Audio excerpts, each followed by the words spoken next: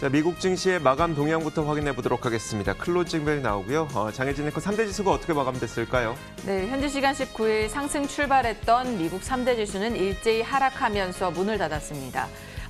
이날 S&P 500 지수와 나스닥 지수가 장중에 사상 최고치를 경신하기도 했지만 시장에서는 FOMC 의사록 내용에 주시를 하면서 코로나19의 여파로 연준에서 경제 전망에 대해서 우려를 제기하자 다소 실망하면서 상승폭을 모두 반납하고 하락 전환하는 모습을 보여줬습니다. 이날 무엇보다 가장 큰 이슈가 된 건 애플이었습니다. 애플이 미국 상장 기업 중 최초로 시가총액 2조 달러를 달성했습니다. 약 2년 만에 시총이 2배 늘었다는 것을 보여줬는데요. 코로나19에도 불구하고 2분기 깜짝 실적을 발표를 했고 주식 분할을 결정하면서 최근 가파른 주가 상승을 이끌었다는 분석이 나오고 있습니다. 이런 가운데 어제 이어 오늘도 유통업체들의 실적이 나왔는데 예상보다 양호한 결과를 내놓으면서 시장을 지지해주는 모습이었습니다. 타겟은 온라인 사업 성장에 힘입어서 2분기 순이익이 전년 동기 대비 2배 가까이 급증을 했고요. 로우스 역시 지난 2분기 온라인 매출이 135%나 늘어나면서 순이익이 지난해 같은 기간보다 30% 늘었다고 밝혔습니다. 무엇보다 시장에서는 이런 좋은 호재에도 불구하고 FOMC 의사록에 대한 기대감을 내비쳤지만 연준에서는 코로나19의 여파로 우려의 목소리를 제기하자 실망하는 모습을 보이면서 일제히 하락 전환을 했는데요. 연준은 지난 7월 FOMC 내용을 발표를 했는데 이들은 미국의 경제 활동이 3, 4월 급격한 하락에 비해서 5, 6월 회복을 했지만 분기별로 살펴보면 2분기 GDP가 역사적으로 빠른 속도로 감소한 것으로 나타났다고 전했습니다. 그러면서 코로나19로 인한 불확실성이 시장에 여전히 남아있다고 말했는데요. 추가 부양책이 필요하다고 재차 강조를 하기도 했고요. 금리 정책 포워드 가이던스의 경우 다시 강화하는 방안이 포함이 됐고 아직 기준 선정에 대해서 논의가 이루어지고 있는 상태라서 어느 시점인가에는 더 명확하게 발표를 하겠다는 입장을 전했습니다. 보다 자세한 마감 상황도 함께 보시죠. 먼저 다우지수입니다.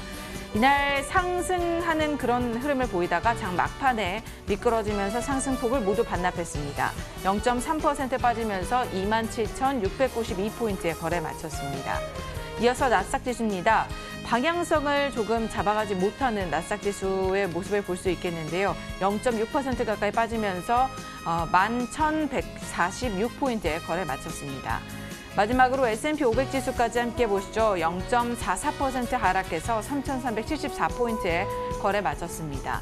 이렇게 3대 지수 일제히 상승 출발은 했지만 마지막은 좋지 않았습니다. 모두 하락하면서 마감을 했는데요. 상품 시장은 어땠을까요? 자, 상품 시장도 마찬가지였습니다. 연준의 의사록 발표가 된 시점부터 시장이 밀리기 시작하더니 그 이후에 낙폭을 더 키우는 모습이었었는데요. 자, 먼저 국제 금값부터 살펴보도록 하겠습니다. 금값이 다시 한번 2,000달러 선이 붕괴되는 모습이었습니다. 지난 밤 사이에 거의 4% 가까이 하락하기도 했었는데요. 연준의 이번 의사록이 발표된 이후에 달러 인덱스가 반등했습니다. 달러 가치가 그만큼 상승했던 얘기겠죠. 자, 그러자 달러로 결제하는 금값은 반대로 하락했는데요. 다시 한번 2,000달러가 붕괴가 되면서 4% 하락한 1,935.1달러에 선물 시장에서 현재 거래가 되고 있습니다. 자, 달러 인덱스를 바로 한번 확인해 보도록 하겠습니다. 자, 달러 인덱스 지금 화면에서 보이는 것처럼 이 연준의 연준의 의사록이 발표된 직후부터 달러 인덱스는 급격하게 반등하기 시작했습니다. 자, 그러면서 지난 밤 사이에 0.8% 올라서 93까지 올라선 채 마감이 됐고요. 이런 것들이 상품 시장에 전반적인 영향을 미치면서 금값을 하락시켰다는 분석이 나오고 있습니다. 자, 이어서 국제 유가도 한번 확인해 보도록 하겠습니다. 유가의 경우에는 WTI 가격이 소폭 하락했습니다. 원유 재고가 발표가 됐는데요. 에너지 정보청의 원유 재고가 160만 배럴 감소한 것으로 나타났습니다. 그러면 그렇게 된다면 유가는 올라갈 법도 한데 이 원유 재고가 감소했다는 것보다 원유 수요에 대한 위축 우려가 훨씬 더 크게 작용을 하면서 유가는 오히려 소폭 하락하는 모습이었습니다. 0.14% 내리면서 42.83달러에 현재 선물 시장에서 거래되고 있습니다. 자, 마지막으로 금리까지 한번 살펴보도록 할 텐데요. 자, 10년물 국채금리가 소폭 상승했습니다. 반대로 말하자면 채권 가격이 하락했다는 얘기겠죠. 연준이 의사록을 발표한 이후에 매물 소화 과정으로 해석이 되고 있습니다. 10년물 국채금리는 소폭 올라서 0.686%까지 오른 채 현재 움직이고 있습니다. 자, 이렇게 상품 선물 시장 살펴봤고요. 이어서 글로벌 외신 확인하도록 하겠습니다.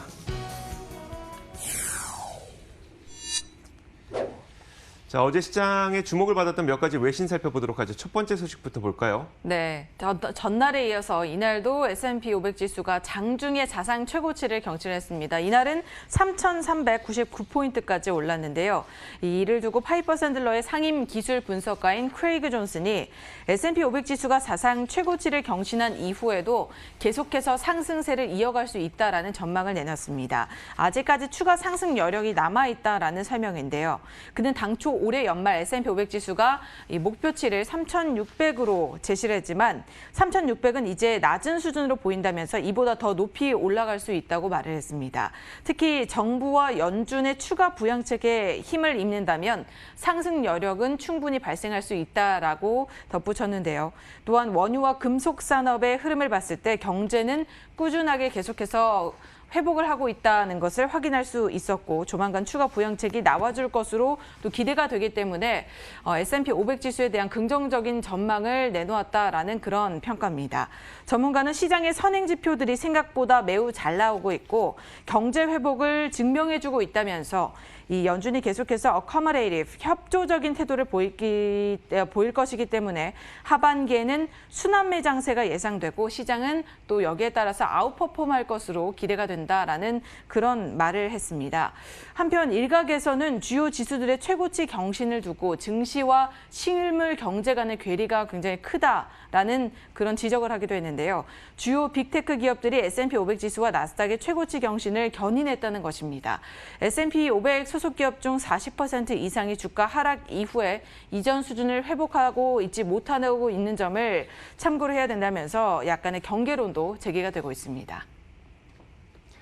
자, 지난 7월 28일부터 29일 사이에 진행됐던 미국 FOMC의 의사로 결과가 공개됐습니다. 미국은 코로나19로 인한 팬데믹으로 인한 그 경제적 여파가 생각보다 훨씬 더 강력할 것이라고 연준에서는 의사록을 통해서 공개를 했는데요. 특히 시장에 많은 궁금증을 갖고 있었던 이 수익률 곡선 관리에 대해서는 여전히 부정적인 입장을 표현을 하면서 이 내용이 공개가 되자마자 시장은 하락으로 반전되기 시작했습니다. 자, 그 자세한 내용을 한번 살펴보도록 하겠습니다. 이미 우리가 알고 있는 것처럼 지난 의사록에서는 연준은 제로 금리를 유지했습니다. 왜냐하면 팬데믹 이전 수준에 비해서 경기 상황이 훨씬 더 좋지 않기 때문이었었는데요.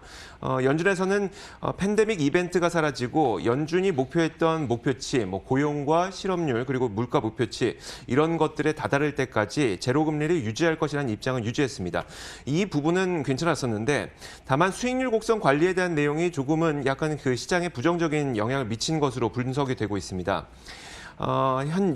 연방정부의 현재 부채 수준이 26조 6천억 달러까지 올라갔죠. 왜냐하면 팬데믹 당시에 3조 달러라는 큰 돈을 쏟아부었기 때문인데 그러다 보니까 지금은 제로금리라서 이자에 대한 비용 부담을 생각하지 않아도 되겠지만 향후에 이 경기가 개선이 되면서 금리가 올라가게 될 경우 이 연방 부채에 대한 금리, 이자 비용이 굉장히 크게 높아지게 됩니다.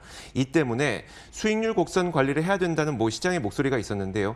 하지만 의사록에서는 현 시장 환경에서 수익률 곡선 관리는 제한적인 이득밖에 없다고 얘기를 했습니다. 쉽게 말하자면 현재 미국 금리는 단기 금리도 저금리고요. 장기 금리도 여전히 저금리 상황에 있기 때문에 현재 상태에서 이 수익률 곡선 관리에 대한 카드를 쓸 필요는 없다는 것으로 해석이 되고 있습니다. 하지만 이 내용이 나오면서 시장은 하락으로 돌아섰습니다.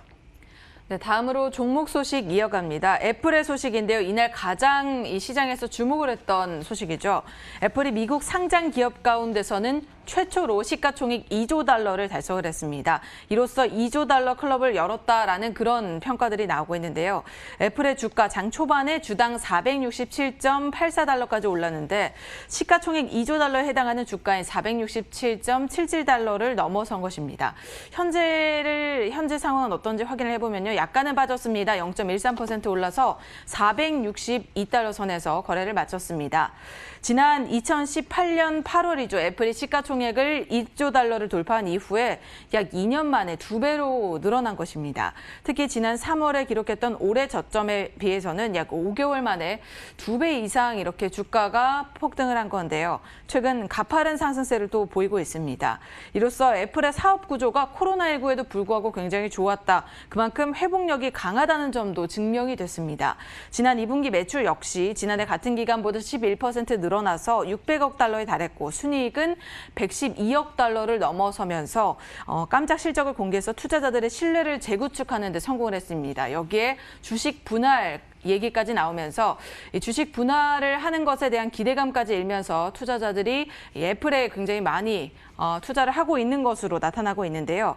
앞으로 애플이 3조 달러를 또 돌파를 하려면 어떤 전략이 필요하냐 여기에 대해서도 분석이 좀 나왔습니다.